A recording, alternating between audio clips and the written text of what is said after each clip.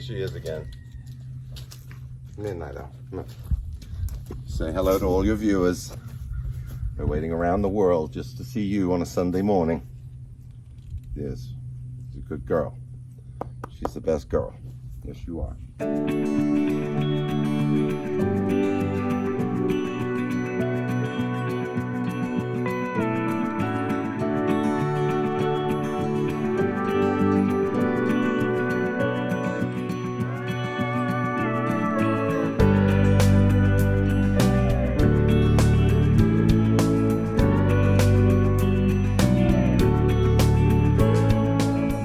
Hello friends around the world. Good Sunday morning to you. I'm here at the Family Orchard Farms, and as you can see behind me is Night Owl enjoying some of her awesome peanut hay that she so loves, and it's a beautiful winter day. A lot of people have been asking me recently, why am I doing this? Of all the crazy places I've lived and all the adventures I've been on, what am I up to now? It's a good question. My simple purpose is to share my bounty of life with all of you, my viewers, my friends around the world. And then maybe enhance your life just by joining me on the adventures and meet interesting people and enjoy some of the great outdoors when perhaps you're not able to. This is also for the children. And I've had numerous requests over the last few weeks from some very special children who asked if I would read a bedtime story. And of course, what better book than Black Beauty? And even though Black Beauty was a stallion and Night Owl is a mare, a female, they look very much the same. They're all black with a beautiful white diamond on their forehead. So this is the story I'm going to read just a little bit to you of Black Beauty. It's a wonderful book, and this is really for all the children in us. For those of you who are perhaps in special care or in maybe the Sacred Heart ward, this is especially for you and for the caregivers. So Black Beauty starts. Kindness to animals is a natural inclination with most children. And when it involves a horse less fortunate than others, or the life story of such a horse, what child's heart will not overflow with love and sympathy? Black Beauty, a high-bred and gentle creature, was born on an estate and grew up petted and loved. When he meets with an accident, his owner is compelled to sell this ill-fated horse.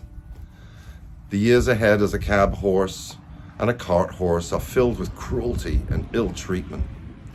But after many strange adventures and sorrowful days, Black Beauty finds a happy home, and where he is to know friendliness and good care once more. Written with a deep understanding of animals and humans, Black Beauty ranks among the best-loved horse stories.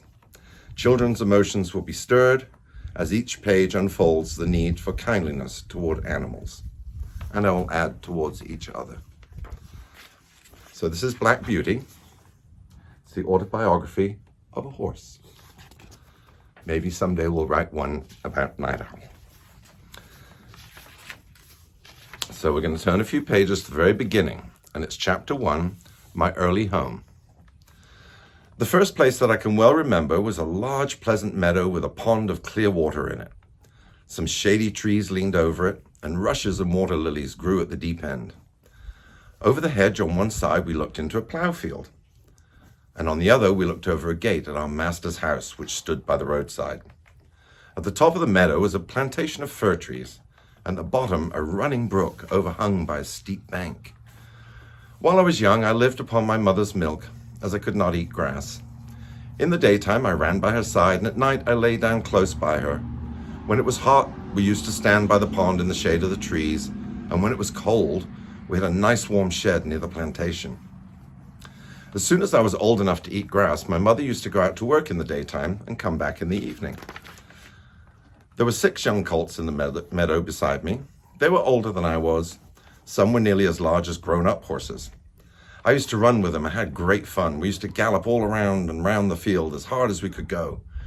Sometimes we had a rather tough play, for they would frequently bite and kick as well as gallop. One day, when there was a good deal of kicking, my mother whinnied to me to come to her, and she said, "I wish you to pay attention to what I'm going to say to you. The colts who live here are very good colts, but they are cart horse colts, just like Night Owl. And of course, they've not learnt manners. You have been well bred and well born. Your father has a great name in these parts, and your grandfather won the cup 2 years ago at the Newmarket races. Your grandmother had the sweetest temper of any horse I ever knew. And I think you've never seen me kick or bite. I hope you'll grow up gentle and good and never learn bad ways. Do your work with a good will, lift your feet up well when you trot, and never bite or kick even in play." I've never forgotten my mother's advice. I knew she was a wise old horse, and our master thought a great deal of her. Her name was Duchess, but he often called her Pet. Like Night Owl. Sometimes I just call her the Owl, or she's a good girl. I've never forgotten my mother's advice. Our master was a good, kind man. He gave us good food, good lodging, and kind words. He spoke as kindly to us as he did to his little children. We were all very fond of him. And my mother loved him very much. When she saw him at the gate, she would neigh with joy and trot up to him. He would pat and stroke her and say, "Well, old pet, and how is your little darky?" I was a dull black, so he called me Darky. Then he would give me a piece of bread, which was very good, and sometimes he bought a carrot for my mother. All the horses would come to him, but I think we were his favorites. My mother always took him to town on market day in a light gig. A gig is like a carriage. So there was a ploughboy, Dick, who sometimes came into our field to pluck blackberries from the hedge.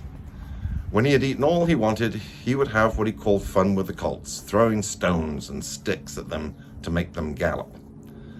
We didn't much mind him, for we could gallop off, but sometimes a stone would hit and hurt us. One day he was at this game and did not know that the master was in the next field.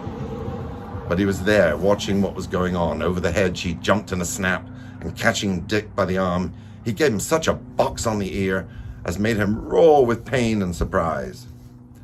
As soon as we saw the master, we trotted up nearer to see what went on. "Bad boy," he said, "bad boy to chase the colts.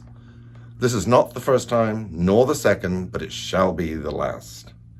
There, take your money and go home. I shall not want you on my farm ever again." So we never saw Dick anymore. Old Daniel, the man who looked after the horses, was just as gentle as our master, so we were well off. And that will take us next time into chapter 2, which is titled The Hunt. And what I will do from episodes here on is I will just read one chapter from this book so that perhaps you can all dream sweetly at night and dream about horses and all kinds of adventures. So meanwhile, I hope you enjoyed that. And again, I just want to share my life with everybody who's watching. And I thank you for tuning in. Please share with your other friends. Perhaps they'll enjoy it. I'm always open for comments if there's something special you'd like to see, such as the request for the bedtime stories. And we'll go forward into the new year. We've got a lot of exciting episodes planned. I had planned actually this time to share with you some of my riding experiences and groundwork with Night Owl, but unfortunately the weather was not so good this week, so we'll plan that on the week or two, especially for the holiday season. I've got something very exciting to share with you right up by the holiday. So keep tuning in. Peace and love to everybody. I hope you've enjoyed this short episode, and peace. And from Night Owl. She's happily grazing. Hey, Night Owl. Night Owl loves you, and so do I.